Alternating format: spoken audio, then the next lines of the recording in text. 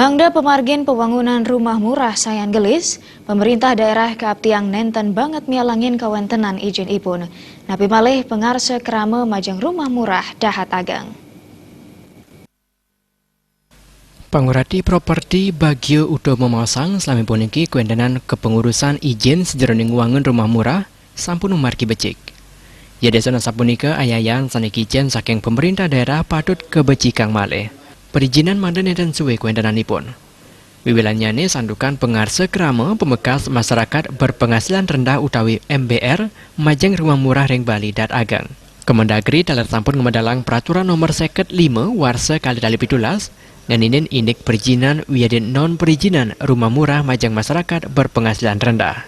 Keguat punika kemedalang manda puangunan paumahan majang MBR presiden digelis kelasanayang berharapan untuk program sejuta rumah.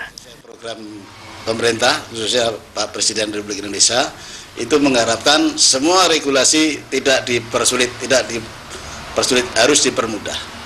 Itu. Karena untuk kepentingan masyarakat kecil yang belum memiliki rumah. Itu harapan semua seluruh pengembang, semua perizinan tidak ada regulasi yang sulit, harus dipermudah. Bagi Utomo ngawahin majang ring Bali program rumah murah sampun kemarkian. Sekali ring Kabupaten Karangasem, Jembrana, Miwah Buleleng. Supariane Bal TV.